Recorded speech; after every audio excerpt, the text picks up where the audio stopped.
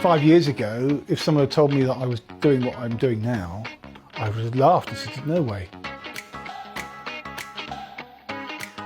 It's too weird, too creepy, really. But now I can't imagine not doing it. You know, it's not too weird, is it? I mean...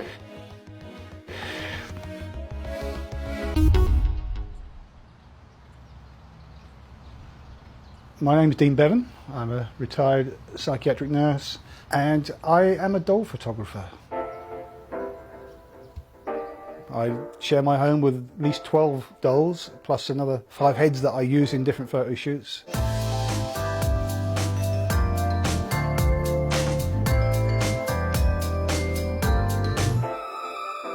It started about just over 3 years ago. I'd always been interested in photography. This is Sarah. She is the first doll I got. So she does have a special place in my heart, I guess, is the right way to put it. When I ordered Sarah, I wasn't really sure what I had in mind. It was just one of those things like an itch that I wanted to scratch. When I get an idea in my head, I just became more and more fascinated with the whole concept of having something that looked very real. Within hours, I stopped seeing her as a thing and more as something else. I mean, don't get me wrong, I haven't gone down the rabbit hole to the point where, I constantly talk to my dolls. I do talk to them occasionally. I became intrigued, really, as to what it would be like to have something that looked very, very real and human in the house, and whether that would give me a sense that I had some company here. So I've just accentuated the eyes a little bit with some wings there, and I did put a bit more blue eyeshadow on. I've had a few people say, well,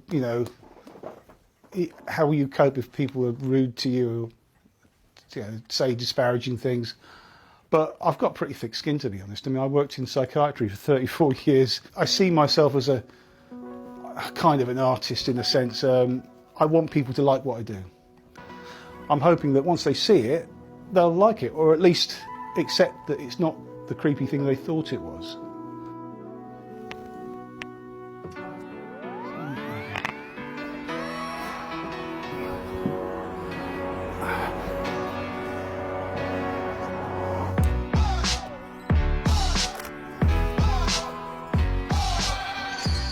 If someone's going to be critical, I'll engage with them and ask them, why they feel like that. But I mean, some people do have very entrenched views, and I'm not expecting to change any minds, but just to open people up to the possibilities of different things is great. That's good enough for me. All right, my lovely, get you on your feet. That'd be a treat, wouldn't it? The media keeps using the term sex doll. That immediately limits them to that function. And so I hate that term, I don't use it. How are you feeling? Are you stable? Unlike me. You have had a physical relationship with some of the dolls? Well, I wasn't going to talk about that. I mean, I don't with all my dolls. I do, what I would say is I feel very fond of Sarah, my first one. And I see her as the I don't know what the word is to use. I nearly said person, but she's not a person.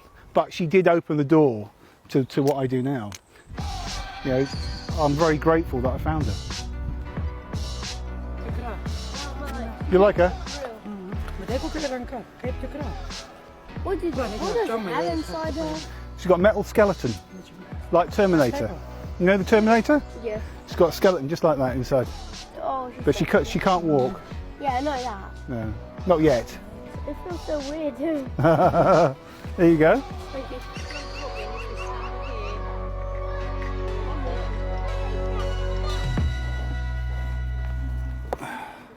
I hadn't admitted to the kids how lonely I was feeling at times, and because I didn't want to burden them with it. My kids are wonderful, they're very open-minded, and I'm very proud of them, and I should have really trusted that they would get it, So eventually it came out, and I was really relieved to be able to talk about it to them. I'm very pleased that they supported me in what I was doing. Oh, hello. I haven't seen you for a long time. Come in.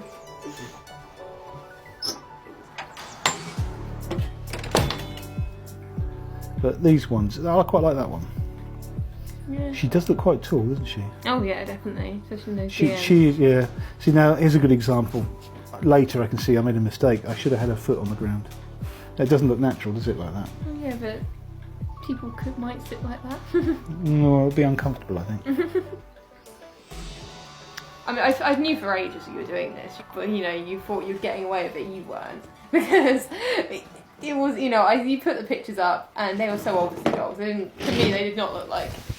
Yeah, I think I was probably kidding myself to a degree there. Yeah. I thought that they could be a person, but looking back, I mean, Sarah, of all the dolls I've got, she probably looks more like a love doll than all the others put together. But I think I was filtering that out at the time.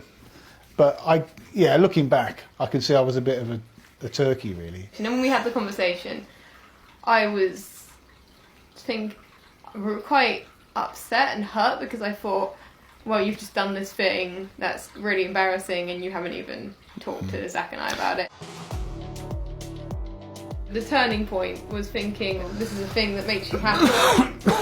Why would I stand in the way of that? Even if I don't have to like it, I just have to not be horrible about it. And then gradually, from just accepting it, I actually kind of liked it. So I thought, oh, this is actually kind of cool. I'm celebrating the beauty of femininity. I love women. I try and portray what I see, which is just, you know, a lovely image. I'm not trying to overly sexualise the images I take at all. I think these are pictures that if they were a real girl, you'd see them in a magazine and wouldn't think twice. Yeah, I'd love to see one of my pictures in the magazine at some point. My message to people that think that they're just sex dolls is just open your eyes and look again, because they're not. They are works of art in their own right, and they can be great fun.